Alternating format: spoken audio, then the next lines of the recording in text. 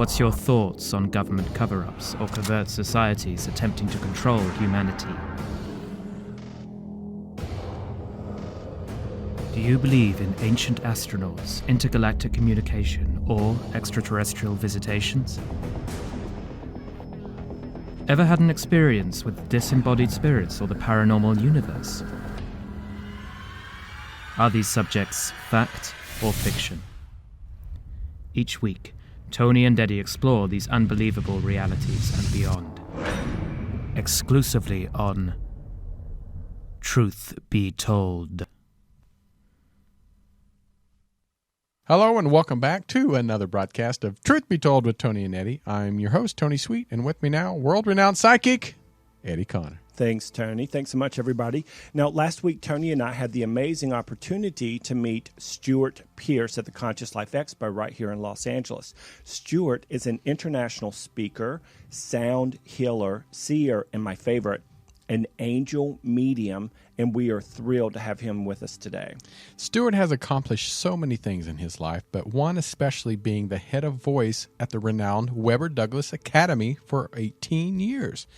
And he also took time to write 4 books, including The Alchemy of Voice, The Heart's Note, The Angels of Atlantis, and Angels and the Keys of Paradise. Stewart practices in London as an angelic sound healer and master of presentation, having coached the presenters for the London 2012 Olympic bid, Diana, Princess of Wales, and many other illustrious clients who use their voice and persona as powerful soul-filled expressions for ennobling human nature. Ladies and gentlemen, put your hands together and get ready for an amazing, mind-blowing hour with the internationally famous Stewart Pearce.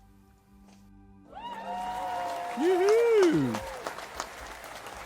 So, Mr. Stewart Pearce, I want to ask you first of all how you came up with angel medium, because I've been in this business 25 years. I've never heard those two words together.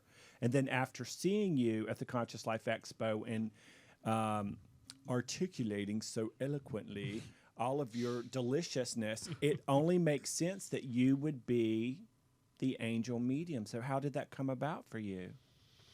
Well, to be honest, I feel it was the publisher that I was working with at the time. I think we went through a whole list of things. Shall I be an angel whisperer? Am I an angel medium? Am I an angel psychic? Am I an angel healer? Am I a blah, blah, blah, blah, blah? And I said, I feel rather that really what I do is that I work as their medium. So that's how it really started. Wow. And so now you were telling a story when we were at the expo, which was phenomenal. I can't remember the gentleman that you were also doing the interview with, or that was also a guest with you. And he was talking about having experiences when he was a little boy and then shutting down. Yes. And I had a bunch of experiences with ghosts and disincarnate voices that warned me of danger, that helped me, to safe places. And then I saw some real scary stuff too. And you told a story about how you were raised in the UK and you were in these old, hundreds of year old buildings, and you would just see a headless woman going down the hallway. And the gentleman asked him, he's like, didn't that freak you out? And you're like, no, because I had my angels around me and they were protecting me. Mm-hmm. How old were you when you started seeing these kinds of visions? And then when you were also absolutely cognizant of the fact that you were okay because you had higher beings around you? It's a fascinating question. I don't think anybody's asked me that before. Firstly, I feel I need to put into context that the old buildings that I was in were royal palaces because my dad worked for the royal family. Oh, and so I'm talking about Buckingham Palace, I'm talking about St. James's Palace, etc. Now, they're really, really old. Yeah. But they're also filled with beautiful art treasures. Oh. And so I was actually caressed and couched within beauty. And for me, that's always been a constant denominator in my life, that I always seek beauty, because I've always felt that beauty is an emanation of the divine. I mean, who wants to look at ugliness in the sense of, if it's beautiful ugliness, then yeah. But in the sense of wasting or chaos or disillusion. And so as a child, I was just simply adoring of the beauty. And then what came with it, of course, is the ancient life that lives there. Because, you know, when you go into very old buildings, I think St. James's Palace was originally built in the 14th century. Wow. Oh. And so when you go into these places, you know what it's like. Wherever we go in the world, they hold energy. And I would actually see the energy as the multidimensional universe. So I would see currents of energy moving around, these extraordinary lights and colors and waves of energy. And within them were these entities that then became fourth dimensional apparitions, or as we say, ghosts and spirits. Because they're old, they would be disincarnate spirits with strange, dismembered bodies, in the sense that they didn't have heads because they'd been beheaded and so forth. So I was always in awe of the beauty of what that was actually all about. Did I feel fearful? Was it dark and dismal? No, not at all. I felt that I was constantly supported by the angels, by my unseen guides that I've now learned to interpret, and by the exquisite nature of what I was literally couched in.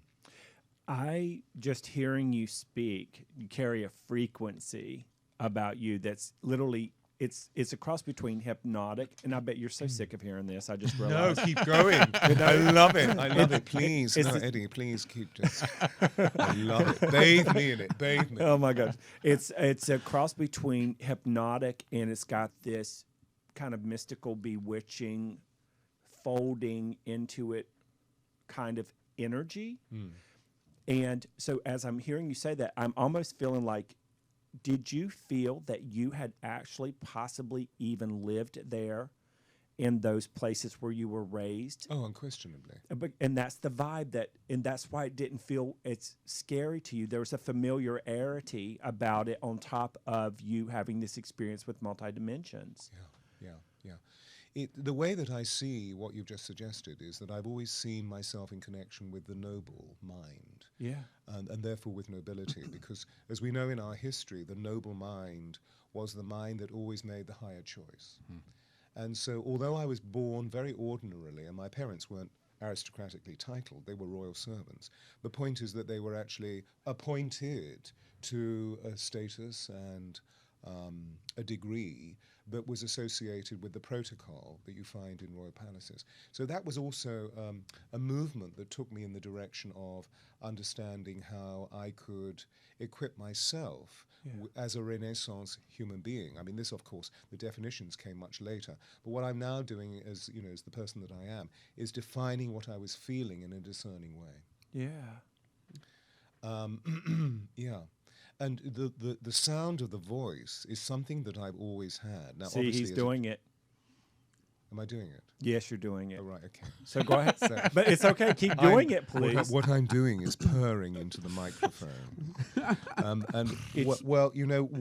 Basically, there are three steps to the voice that you hear. The first thing is that as a child, I was always feeling very displaced by 3D. And so I found a way of being able to alter my energy into this space, which is really a tract between the inner me and the outer world. So I was being pillaged in the outer world, and I couldn't do what a lot of children are supposed to do. I mean, I couldn't read, and I couldn't do math, Yeah. and I certainly wasn't a sportsman. I was this creative, feminine being that sort of just was constantly doing things like this, which was, what is this thing? What is this body? So I learned how to alter the frequency of my being into this area here, which I know induces alpha rhythms. So what it did was to calm me down. And I also have a lot of fire in my chart. So I'm very, very passionate and very, not driven, but very aspirational. So sometimes that fire can burn one. And what I found was a way of being able to bring the air in so that I still remain very passionate, but at the same time, it has a cooling or a calming feature to it.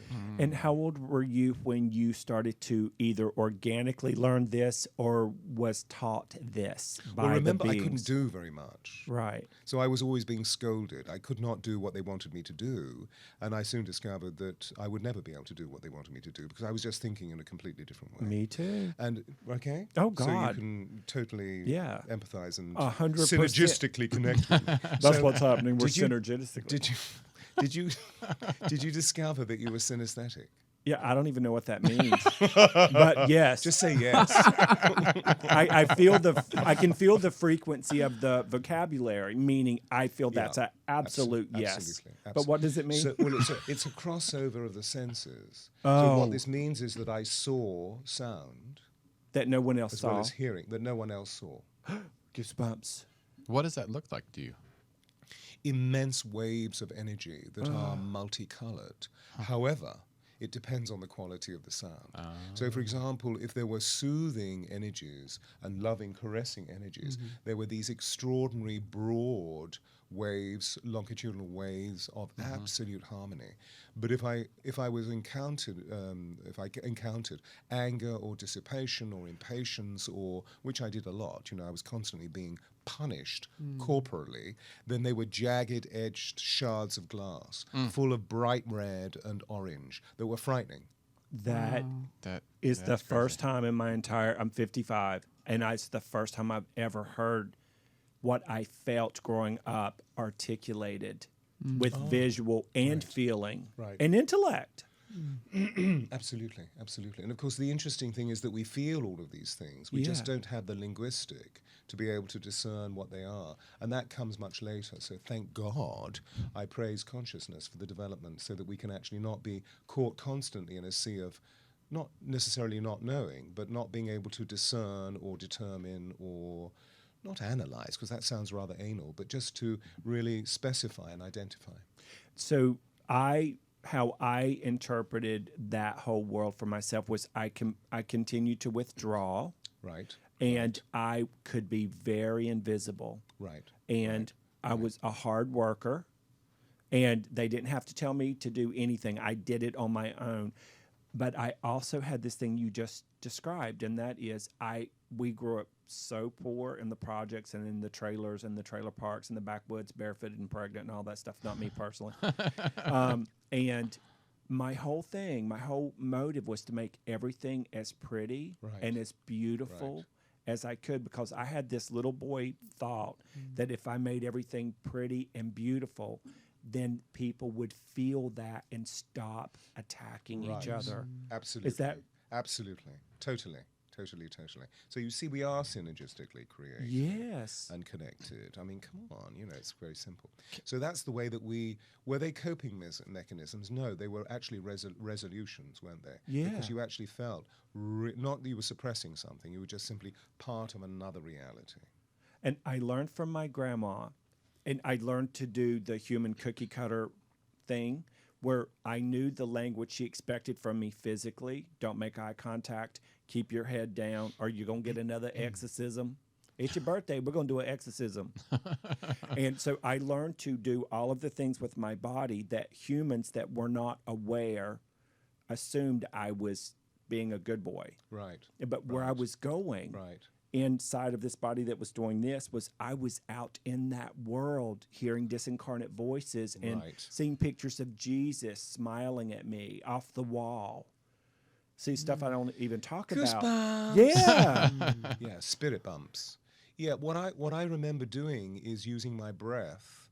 I would hold my breath and leave my body so that I could not be part of whatever was taking place around me, which was chaotic and sometimes brutal. But I would literally just float with these extraordinary beings. And that's when I really began to have a conversation with the angels and with other elemental beings, because I do believe that the angelic kingdom is vast, and that the angels are governors, as it were, of the natural kingdom where the elementals live. So the elementals work in tandem with the angels. I have a question. Can you actually now, maybe not then, but now, you said you saw the waves and the colors. Can you actually change those now that you've... Yes. Good. I mean, that's what could you explain that a little more to our audience? Possibly. Meaning that the way that I change them now is through the healing narrative. Yeah. Mm-hmm. And so, for example, if I'm with somebody in sound healership context, as I was just over an hour ago, and they're very concerned, disturbed, and again, to use the word, dissipated about what's happening in their lives, that I can see the wasted energy that they hold around their aura. And so what I do through sound and intention, so sometimes firstly it's intention, which shifts the energy because thought creates reality.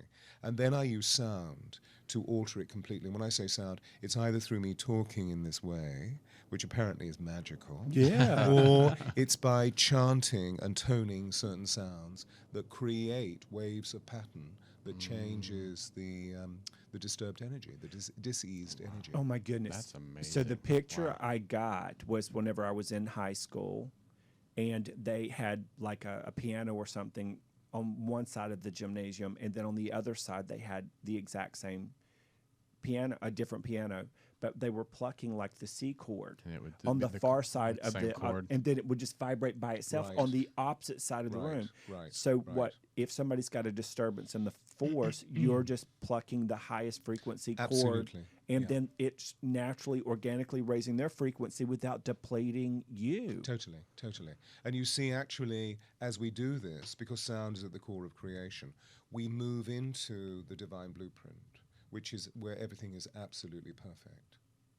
You know what they're showing me around you right now, which I'm scared to death is going to be something not good, but I know it's good. But I'm feeling insecure because we're with the master, and we talk pretty here. Can you tell?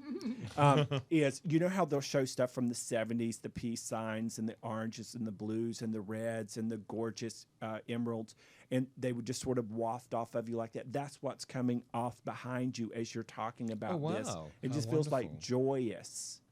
Okay, so there we are. There we are. There we are. So, having committed myself to the narrative of, as we were sharing, childhood was often really not very easy. Right. That now life is blissful. Yes. Because I now know that all of those stories were scripts that led me towards a sense of the empowerment that I'm now feeling. Which doesn't mean to say that, as with all of us, that I don't experience fear or nervousness or anxiety or what's going to happen. But what I have now is a discipline and a devotion to shift those energies, whether it's to do with the mental shift of gear. Happiness is a decision, not a condition. Or it's energetically. I mean, Yes. I quote His Holiness the Dalai Lama when I say that, that happiness is a decision and not a condition. So let's say you're feeling like death gnawing on a cracker. I'm feeling like... Death gnawing on a cracker. That's a southern thing. It's a not southern feeling too term. good. That's a beautiful They North also- Carolina or shit on a line. shingle. Let's say you're feeling. Shit on a shingle. Yes. Right? That's a Boy, very you're good so tongue twister. sexy when you do it.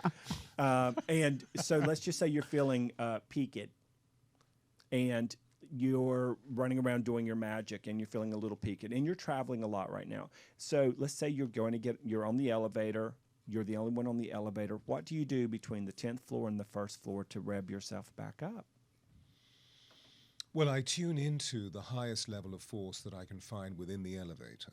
That's the first thing. Oh my God! Say that again. Okay, I tune into the. I tune into the highest level of force that I can feel within the elevator, which is often difficult because elevators are very busy, pedestrian Transient. currents. They're very transient. And, there's a lot of toxicity around. Okay? Yeah. But I tune in.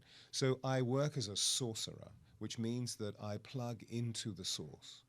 And the first thing that I do is to, have practiced for many, many years a meditation of seeing a beautiful silver light going all the way through my spine. So if I contract, because I'm moving through the world very busily, I draw the pranic cord in. Okay. And when I'm in an elevator and I want to feel connected because I feel tired or whatever, I was just doing it out in the green room just now. What I do is just to expand the pranic cord and start breathing.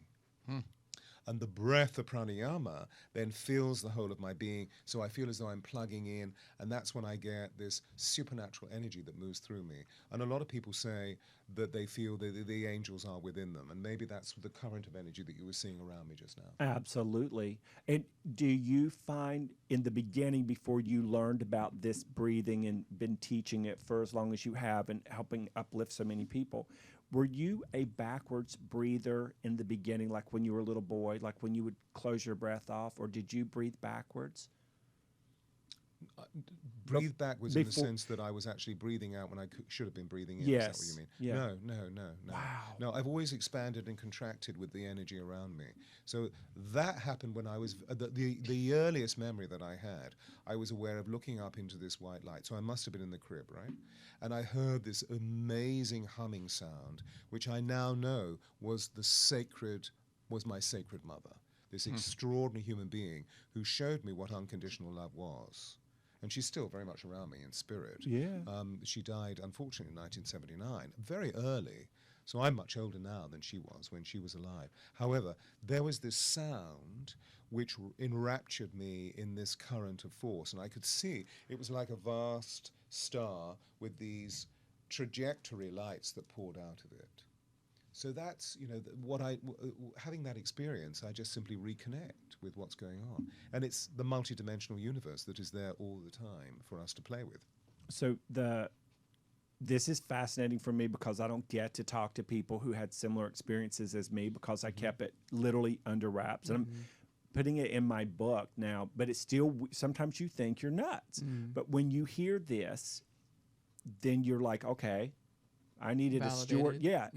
Whenever I was growing up, my first that I can remember was, I'm not going to go into it, but my dad was a sadist, basically. And my mom was always pregnant when they were together, 5 pregnancies and 2 miscarriages. And the first time I remember seeing the light was after he had finished with her and walked out of the little kitchen we were in and took her money and left. I was under a table. Now, I was with my mom in the kitchen whenever he burst into the apartment, and I felt this little arm, this little hand pull me under the kitchen table. Now, that's the first time I met my twin sister who died in the womb. And so she pulls me under the table, and then after my dad had beat my mom, still pregnant, I saw, you know how when you're swimming underwater and you see the light of the sun come through the water? That's how the light started coming through the wall, and especially really saturating my mom and the baby. And I just feel it just talking about it. And then I don't remember a frequency or a sound, but I kept feeling that everything was going to be okay. And whenever I turned to her to say, do you see that too? She was gone. And then the light finally went away. And as soon as the light went away, Mom then sort of came out of it and said, are you okay? Well, you see, now there we have it. That the light that you were asking me about earlier in the royal palaces, etc. Was I ever frightened of it? Right. That the light always represented a very, very deep knowing inside that all would be well. Yeah. It's moving into the divine blueprint, do you see? It's moving into the conscious mind of God. So where everything is all right. I mean, we are from the source. The source is an infinitely unfolding, creative possibility full of love and joy. It's a space of absolute well-being. So the tentacles, the trajectories, the energies of that space were pouring down into you as a human angel when you saw your mother going through the violence that she was going through. You see, they're always with us. I've been in some pretty harrowing situations. Yeah. I'm sure we all have, where maybe we were being assaulted, or we were seeing somebody else being assaulted, Yep. or there was a car accident, or maybe we were even caught in a war-torn zone, Yes. war-torn zone. But always there is this connection with light. That I'm just so blown away right now. Now, what does it mean? Because it's happened to you a couple of times, I see it frequently in this room. It's when little orbs of red, and then they come in and then they go out, but they look like little stars. What is that? Yeah. Well, I believe that they're the elemental energies that are in support of the angelic kingdom.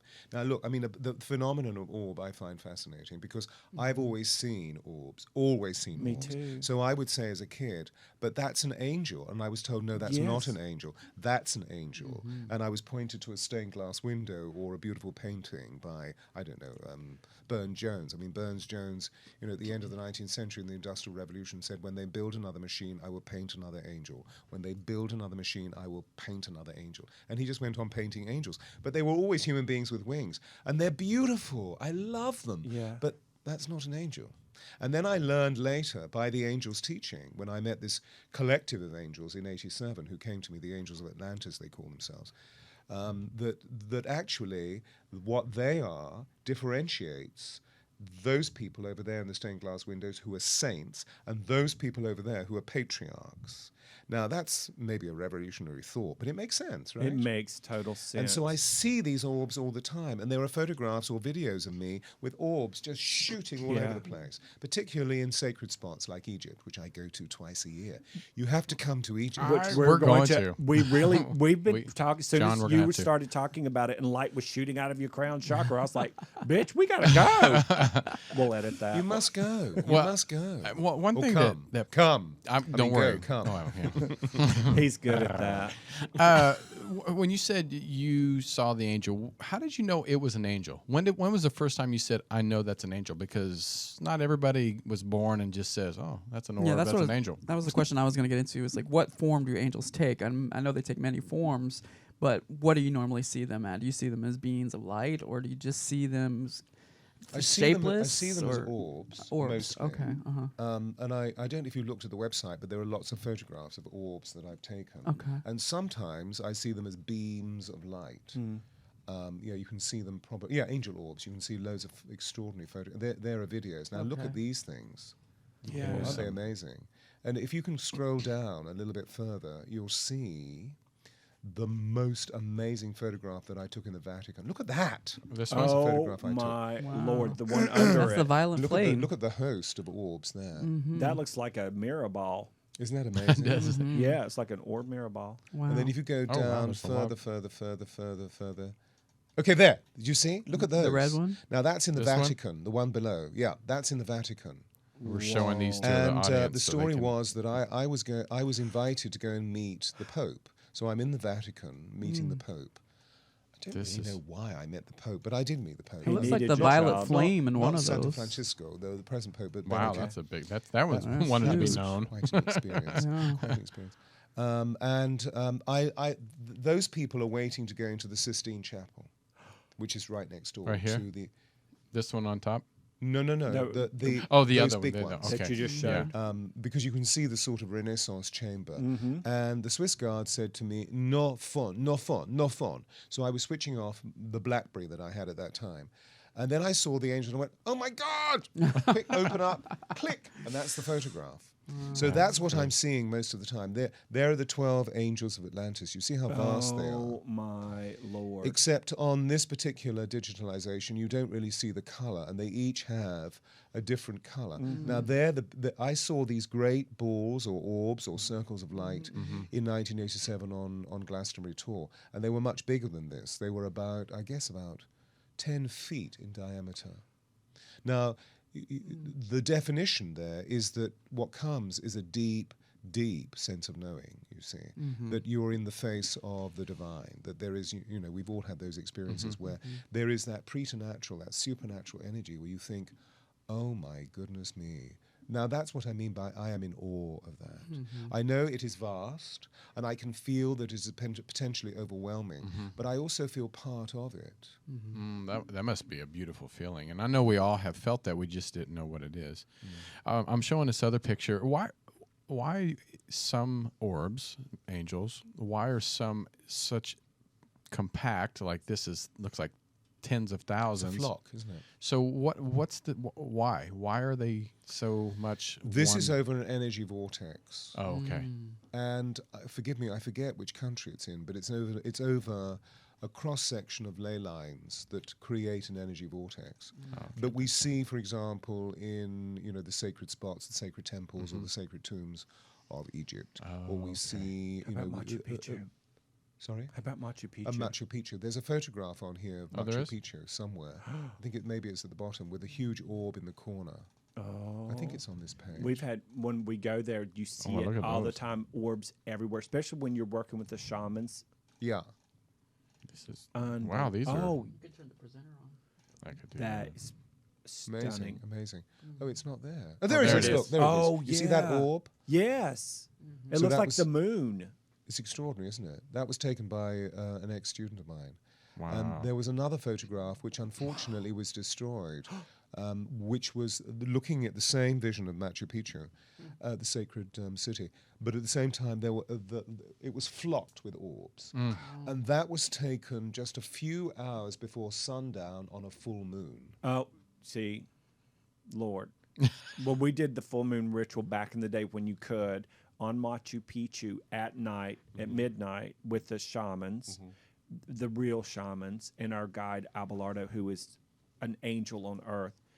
That's the first time I saw a beheaded being marching back and forth, like trying to protect his territory. It was aggressive, but we were okay. But he pushed Abelardo and one of the shamans, tried to push him off when they were throwing the offering over the side at midnight. But ooh, child, Amazing, huh? Yes. Amazing, All right, amazing, we're gonna just take about a 1 minute break. We have to have our sponsors. I know. So we are talking with Stewart Pearce, one of the world-renowned sound healers, angel mediums, right here in studio with us. Yay! Woo-ha!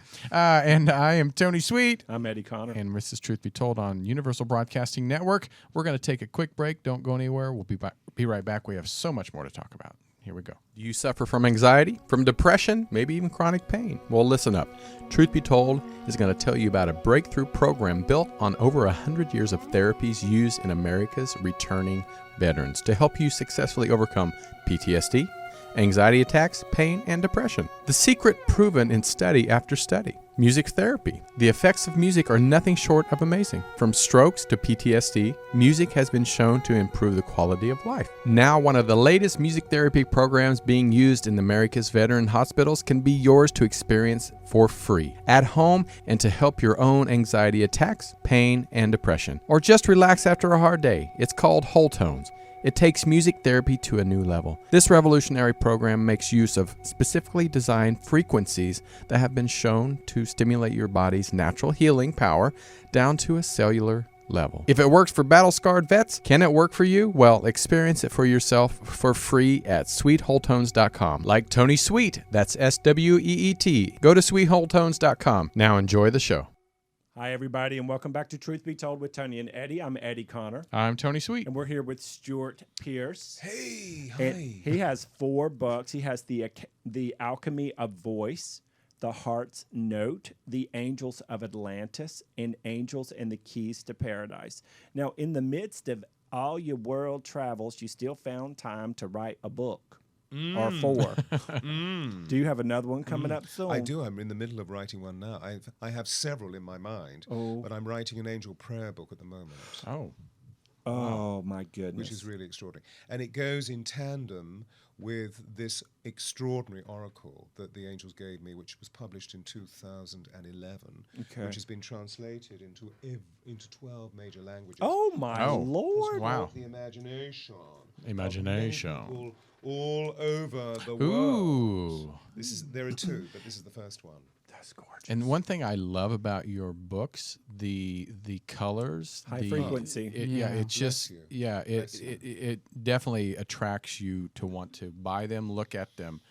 My question is, did you write your first book as a therapy to you, or to actually help? Well, both, but to help others seek their own angels and see their own angels. You see, for me, all of the work is a healing for me. Right. But at the same time, I guess, because of living on planet Earth and reaching my 60s, I'm 65. Well, look at you. You don't even look at it. No, you look Thank you. good. Thank But you. see, that's frequency. It's frequency, age, and I do a lot of work around agelessness. So I keep my body in trim and either, don't drink and don't smoke and don't blah, blah, blah, blah, blah, blah. Vegetarian diet for 35 years, et cetera, et cetera, et cetera. Wow. But at the same time, before it got into vanity, it's to do with the nature of the way that if we are really holding the force, and holding feels as though it's a contracted nature. I don't mean that. I mean just simply feeling the consistency of it. but we are constantly being held at the same time. So, for example, I run retreats around the world in different locations, but this one particular retreat in Egypt is just extraordinary. And most of the people that come on the retreat, who have also been on pilgrimage to places like Chichen Itza and to Machu Picchu, say that when they feel the energy of the temples, that it's a similar energy, but it's actually intensified because of the awakening that's taking place in Egypt at the moment. Well, I go there twice a year running rituals, because we do a ritual in each of the temple. And so twice a year, for 2 hours, I'm in the Great Pyramid. So that's 4 hours a year. And it's the most powerful, sacred geometric structure for sacred purpose that we have on the planet. So I'm pretty lucky, that I'm being fused in the way that I am. So when you go there and do these groups twice a year and you conduct these tours, you're not going, this is the Pyramid of Egypt, this is where you can get your Coca-Cola. You're really going in there, the heart, the soul, the mind, the spirit, the angels, the whole 9 yards, and it's the divine you're working with. It's a sacred pilgrimage. It's not a cook's tour. As you say.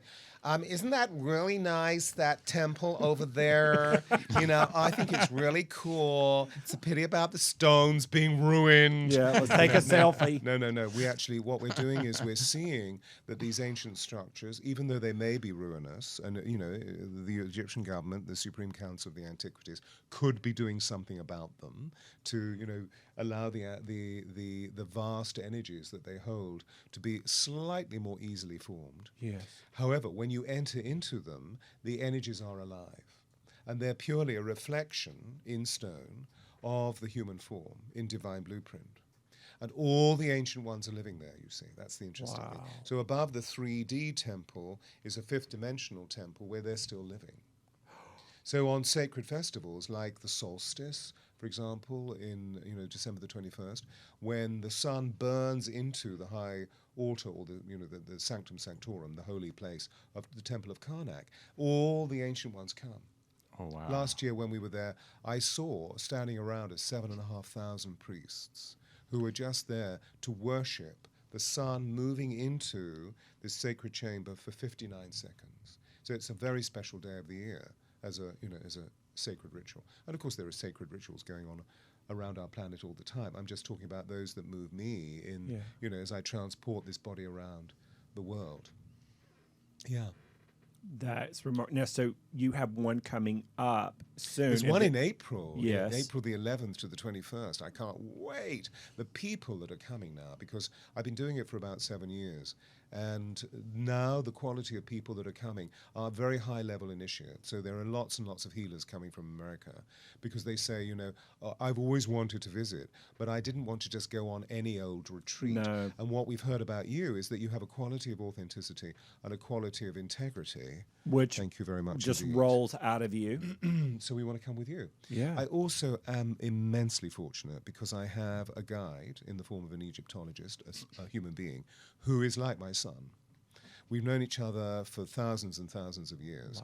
And, he comes to me as a young man, as an Egyptologist, as a great guide who, of course, is, he's a local, so he speaks Arabic and I don't. And what he does is he whispers all of the dignitaries, all of the authorities, so that we get into places that most people don't get into. That's what I'm talking about. So we're blessed, very simply. The way that I found him when I did a reconnaissance all those years ago was by interviewing a lot of these Egyptologists, and most of them just shout at you. It's a cook's tour. And I said, no. I want a special person, okay? Very special, who has to be heart-centered, who has to be a spiritual initiate. And lo and behold, there I met Ashraf, and, love is there. It is there. You can tell when you're talking about it. So Egypt, April the 11th through the 21st. The 21st. And then December. And December the 12th to the 22nd. Okay. Excuse me. So that we're there actually for the winter solstice on the 21st. That's beautiful. And when was the first time you went over there?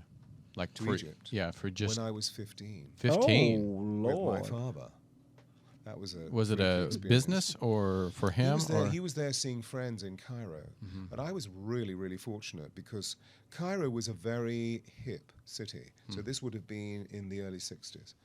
And it was very exotic and very sophisticated and very French, because much of the architecture of Cairo was designed by a French architect, interestingly. So there were many nightclubs and extraordinary restaurants and so forth. And in one evening we were having dinner, and I think there were 2 other friends there, and suddenly there appeared this amazing man who was a friend of my father's, who was a French count, and he was just extraordinary. So when my father said, we're going tomorrow, we're going back to the United Kingdom, Pierre said, would you like me to take Stewart on a tour? And he was one of us. He was a psychic and an extraordinary, urbane, cultured, beautiful being. And so I thought, wow, I'm going with you. This is going to be really exciting. And so indeed, it was very exciting in many, many ways. But he introduced me to the ancient side of Egypt. So that was a great blessing. And so when you went over there and you met, not Stuart, what was his name again? Pierre. Pierre.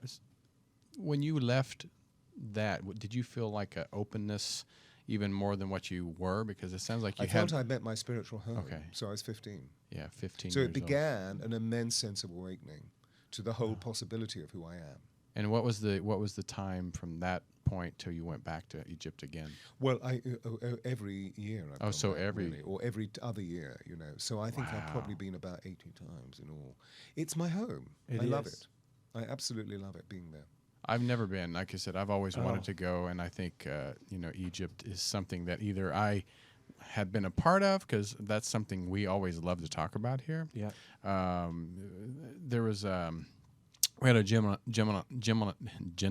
on earlier, Will Hart, when he said he first went to, I think, Mexico, and he said he went to a lot of pyramids down there, and he said it was fine, but then he went to one particular one. I can't remember the name of it. I can't either. But he said it was something physically changed him. So what is it like when you walk into these great pyramids? I mean, there's so much history, but there has to be either a vortex or something that just opens up the soul. What was it like for that? Meeting the gentleman, but actually going into the pyramids themselves. What was that like? You mean when I was a child? When you're a child? Then it was very easy to get onto the Giza Plateau. Now there is a wall around it and there's really? heavy security. But you could just wander on. I think we were in a caleche, a horse-drawn carriage, and we just literally walked on. And there were guards, of course, to escort people into the pyramid. But it was very, very easy. Today you need security passes and all sorts of things. And I hire the pyramid for 2 hours so that we can do rituals in it. So we know the right people to talk to. And of course, there's a fee which we pay. Right. But then I remember the nature of it being very august, very majestic, and there was an extraterrestrial energy about it. That was when I first actually began to feel the otherworldliness. I mean, when I say the otherworldliness, not just that we've been talking about Right. in the sense of the spiritual dimensions, but the fact that there is actually intelligent life beyond this planet. Yeah. And that the Great Pyramid is the navel of the world, is the omphalos of the world. So there are so many powerful lines of energy that are moving into it from geomantic source, from the Earth, but also it's astrogeographically maintained. So it's directly above a series of very, very powerful planetary configurations. So you can feel the energy, and then, I've written several tracts and blogs and a book about it. Angels and the Keys to Paradise is all about being in Egypt. And there's a particular site that when you come I want to show you, which is this extraordinary tomb to the high priest Eye, where I had a very mystical experience 3 years ago, where literally I met the high priest Eye, who's been dead for 3,500 years. Wow. Now he was very significant because he was the high priest of Akhenaten and Tutankhamun. So that's we won't go into it now, but that's a very, very powerful part of Egypt's history. And he then showed me what the keys to paradise were. So he took me through trance into, it's a long story, which I'm skipping through very quickly, but he took me into the tomb of Tutankhamun before Howard Carter had opened it, so to speak, and I saw the keys to paradise. So he then interpreted it for me, and then I wrote the book. That is mind blowing. So the pyramids are absolutely extraordinary. You feel every single cell of your body being exacted. Now, I mean, in the pyramid, you have to work, you have to climb. So it's breathless. And I feel that that's part of the whole process, you know, because it alters. It's not just an easy little perambulation heard that. through an ancient chamber. You actually have to climb, you have to crawl, you have to walk, you have to bend down. You get breathless and sweaty. So if you get claustrophobic, you should. Maybe some people feel that. I've never felt it to be claustrophobic. And none of my party, you know, even though people have said, oh, what's it going to be like when I go in? And of course, I describe the whole process where we're going to go in, and this is what's going to happen, and we're going to talk very meaningfully to these people, and then we're going to do this chant, but nobody's actually ever freaked out on me. Yeah, and it's Probably because the soothing voice and My the soothing, sound. and I'm also very firm. Oh, yeah. Well, an intention always meets you at your destination anyway. Yes. And so you've done this X number 18 years. This retreat has been going on for now 7 years, so it's That's 14 times. Yeah. That's amazing. And all the way through the great period of December the 21st, 2012. Of course, I had to be there for that, and took, I think, 50 people. That was a little bit too much. I spent most of my time psychically lassoing people because they were so spaced out. But yeah, normally it's 15 to 20 people, so it's a very select group of people that are devotees, you know, they're spiritual initiates that have a lot of discipline. Right. And that's one of the things we heard about as well.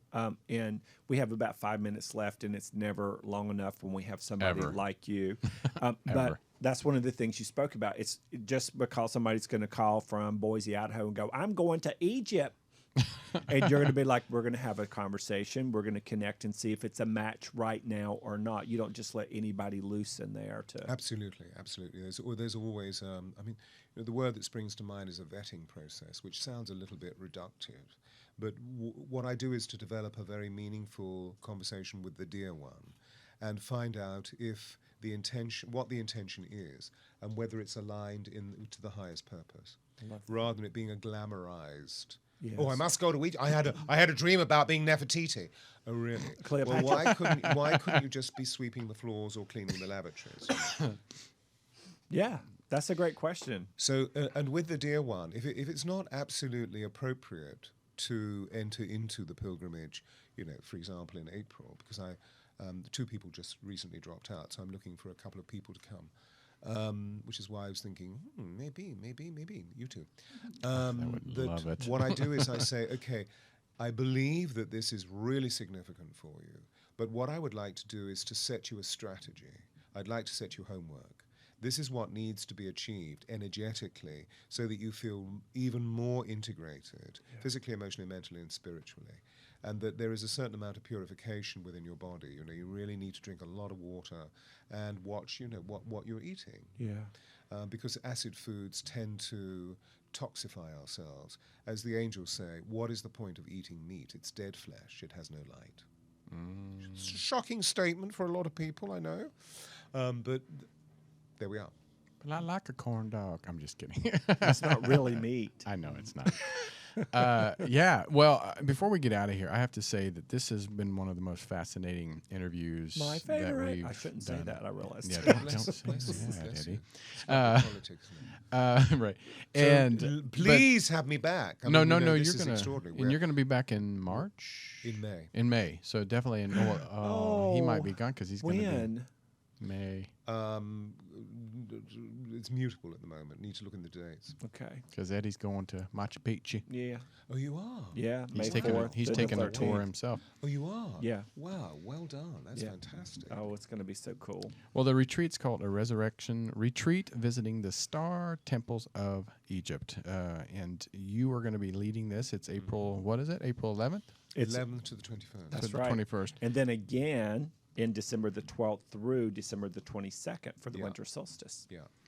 And for the people out there, if you want to go to his website, it's thealchemyofvoice.com. This is Stewart's website. Check out all his books, his join his newsletter. It's a beautiful website. Very well done. Well, it's so aesthetic. I find old souls are always aesthetic. They just thank you. are. Because I've received a lot of criticism from it, or for it, rather. From left-brain from people? Left-brain people, but also new publishers in the United States and so forth. Bless their heart. Well, you're Bless going to their learn heart. your lesson with them anyway. You probably already have. Have I you have corrected already. them? I have already. We have an interesting conversation. You will win. Well, Stewart, thank you so much. Thank you. Thank you so much. My And part's yours. Thank you. well, we love you to death, and we want everybody to watch this on our YouTube channel. You just go to Truth Be Told with Tony and Eddie. Now, listen to us this podcast on iHeartRadio, iTunes. Make sure you leave us a comment. Subscribe to all of our podcasts, and that way you don't miss any. Go to Truth Be Told Web TV. You can check out any of our upcoming guests, all of our past broadcasts. And Eddie and I are so excited that you guys joined us today, and we are honored to have again Stewart Pearce on the show. So we're going to get out of here, and you might want to stick around for Shar Vision with Shar Margolis, and one of the world's biggest psychic mediums, and you want to stick around because she's going to have a great show too. So here we go. We're out of here. Truth Be Told with Tony and Eddie. I'm Tony Sweet. I'm Eddie Connor. And we're out of here. Thank you guys. Bye, See you y'all. next time. Wow.